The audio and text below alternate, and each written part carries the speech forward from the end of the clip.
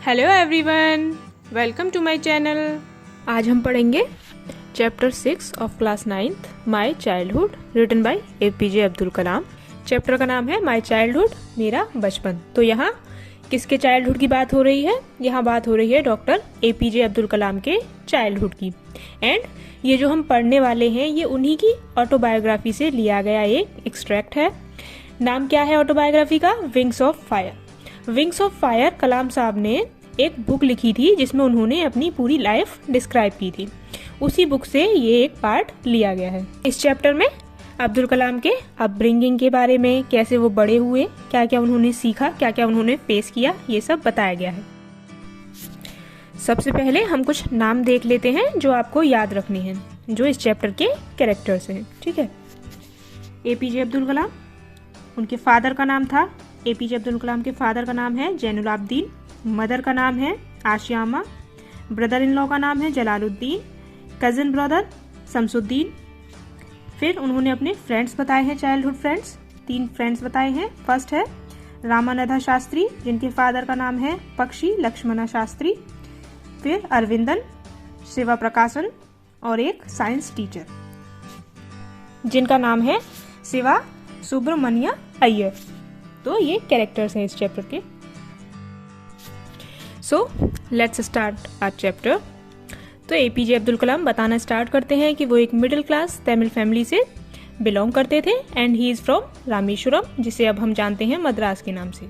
आगे वो बताते हैं कि मेरे फादर जैनुलाब्दीन ज़्यादा पढ़े लिखे तो नहीं थे और ना ही उनके पास ज़्यादा वेल्थ थी, बट फिर भी वो हमारी नेसेसिटीज ऑफ लाइफ प्रोवाइड कराने की पूरी कोशिश करते थे। हमारी हर ज़रूरत को वो पूरा करने की कोशिश करते थे। और उनकी मदर आशियामा के बारे में वो बताते हैं कि मुझे एग्जैक्ट नंबर याद भी नहीं है कि कितने आदमियों को वो डेली खाना खिलाया करती थी। आगे वो बताते हैं कि वो भी अपने मदर फादर के बाकी चिल्ड्रंस में से एक थे और ये अपने एंसेस्ट्रल हाउस में रहते थे जो कि 19th सेंचुरी का बना हुआ था, लाइमस्टोन यानी चूने का और ईंटों से। और कहाँ था? रामेश्वरम की मॉस्क्यू स्ट्रीट में। इनके फादर ज़्यादा कंफर्ट और लग्जरीज में बिलीव नहीं करते थे, बहुत ही ज़्यादा ऊंचे ख्वाब नहीं थे उनके। और अब्दुल कलाम को का मानना था कि उनका फ्यूचर बहुत ही सिक्योर फैमिली के हाथों में है। मीन्स वो हर तरह से सिक्योर फील करते थे बचपन में। जब अब्दुल कलाम 8 इयर्स के थे तभी 1939 में सेकेंड वर्ल्ड वॉर स्टार्ट हो गया था, जिसकी वजह से इमली के बीज जिसकी मार्केट में प्राइस बहुत ज़्यादा बढ़ गई थी सडनली। तो वो क्या करते थे, क्यों बढ़ गई थी मार्केट में इमली के बीजों की प्राइस, ये उनको कभी समझ नहीं आया। तो वो क्या करते थे, इमली के बीज इकट्ठा करके अपने घर के पास ही यानी मॉस्क्यू स्ट्रीट पर ही एक लोकल शॉप पर सेल कर दिया करते थे, जिससे उन्हें एक आना मिल जाता था। एक आना बहुत पहले चलता था। एक आना होता है 1/16 पार्ट ऑफ 1 रुपी। उनके ब्रदर जैनुलाब्दीन अब्दुल कलाम को सेकेंड वर्ल्ड वॉर के बारे में बताया करते थे और वही चीज़ें फिर अब्दुल कलाम दीनामणि नाम के न्यूज़पेपर की हेडलाइन में पढ़ते थे। ठीक।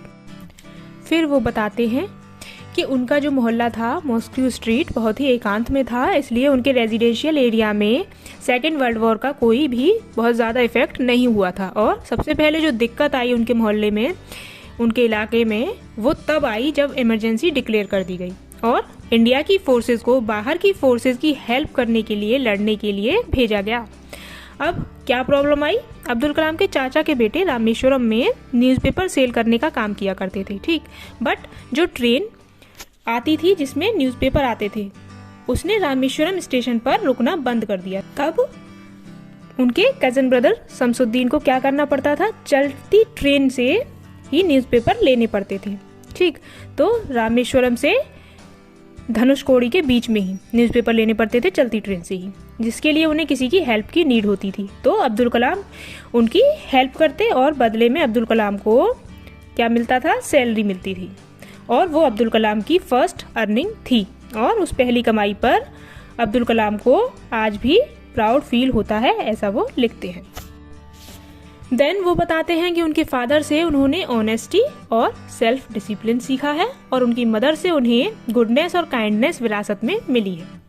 नाउ अब्दुल कलाम अपने चाइल्डहुड की तरफ शिफ्ट होते हैं, उसके बारे में बताते हैं और इंट्रोड्यूस कराते हैं अपने तीनों दोस्तों से। जिनके नाम पहले ही बता चुके हैं हम, एक रामानाथा शास्त्री, अरविंदन और शिवा प्रकाशन।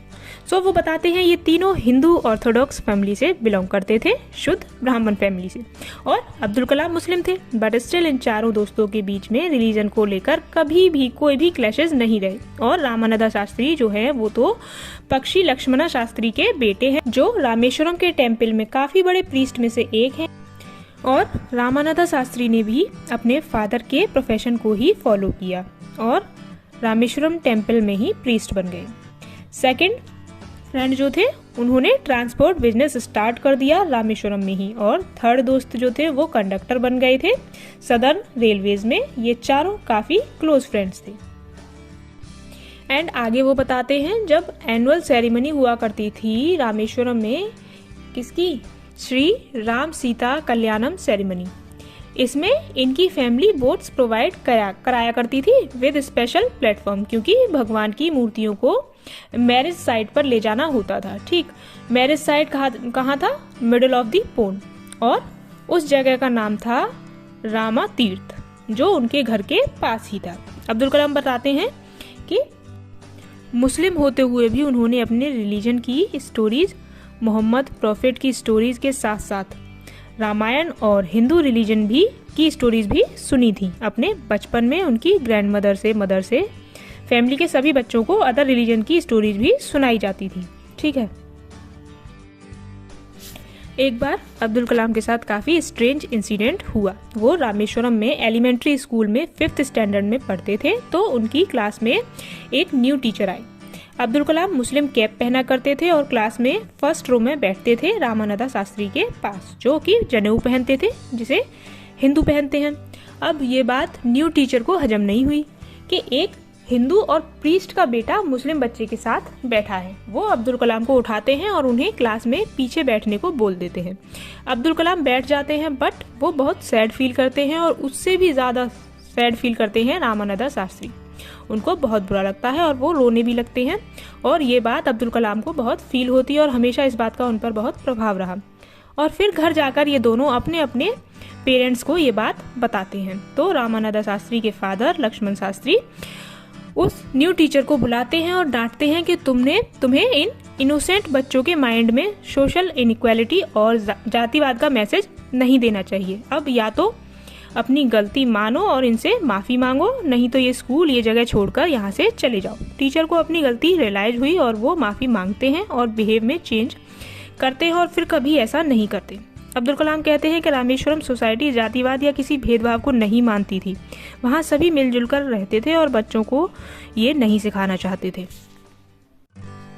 अब वो बात करते हैं अपने साइंस टीचर की, जिनका नाम था शिवा सुब्रमण्य अय्यर, जो कि बिलोंग करते थे ऑर्थोडॉक्स ब्राह्मण फैमिली से, और उनकी वाइफ उनसे भी कट्टर हिंदू थी। वो मुस्लिम के बहुत खिलाफ थी, यानी कि वो भेदभाव किया करती थी। बट उनके टीचर अपनी वाइफ का माइंड से ये बात निकालना चाहते थे कि इन सब चीज़ों में कुछ नहीं है। एंड ये टीचर अब्दुल कलाम के साथ घंटों टाइम स्पेंड किया करते थे और उनसे कहते थे कि मैं चाहता हूँ कि तुम खूब पढ़ो लिखो, अपने पैरों पर खड़े हो और हाईली एजुकेटेड लोगों में उठो बैठो। एक दिन उनके साइंस टीचर ने अब्दुल कलाम को अपने घर खाने के लिए इनवाइट किया। उनकी वाइफ इस बात पर बहुत नाराज थी कि एक मुस्लिम लड़के को तुम मेरे घर बुला रहे हो, मैं उसे अपने किचन में बैठकर खाना नहीं खिलाऊंगी। साइंस टीचर अपनी वाइफ की इस बात पर बिल्कुल भी नाराज नहीं हुए। वो खुद अब्दुल कलाम के लिए खाना परोसते हैं और खुद उनके साथ बैठकर खाते भी हैं। अब्दुल कलाम बताते हैं कि जब मैं खाना खा रहा था तो इसी बीच हमारी साइंस टीचर की वाइफ मुझे काफ़ी ऑब्जर्व कर रही थी कि मैं कैसे खाना खा रहा हूँ, पानी कैसे पी रहा हूँ, हैंड वॉश कैसे कर रहा हूँ, अपनी पत्तल वगैरह कैसे उठा रहा हूँ, ये सब वो ऑब्जर्व कर रही थी। खाना खाकर जब वो जा रहे होते हैं तो साइंस टीचर उन्हें फिर से नेक्स्ट वीक डिनर के लिए इन्वाइट करते हैं और कहते हैं कि अगर तुम्हें ये भेदभाव वाला माइंडसेट लोगों का चेंज करना है तो तुम्हें ऐसा करना पड़ेगा और थोड़ा बहुत सहना भी पड़ेगा। वो अपनी वाइफ की थिंकिंग भी चेंज करना चाहते थे सोसाइटी के साथ साथ। एंड नेक्स्ट वीक जब अब्दुल कलाम आते हैं तो वो टोटली चेंज देखते हैं टीचर की वाइफ के बिहेव में। वो अब्दुल कलाम का हाथ पकड़कर उन्हें किचन में ले जाती हैं, खुद परोसती हैं खाना, और उनकी इस बात से अब्दुल कलाम बहुत खुश होते हैं। एंड लास्ट में वो बताते हैं कि सेकेंड वर्ल्ड वॉर फिनिश हो गया था, देश आज़ाद होने वाला था।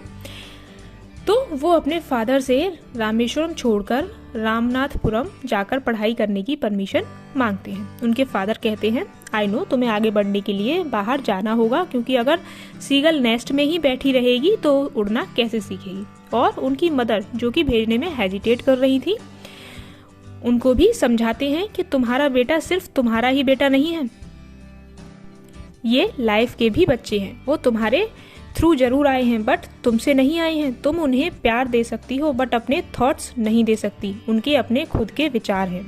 With this, our video comes to an end. Kindly share your views about the chapter in the comment section and please like and share this video and subscribe to the channel.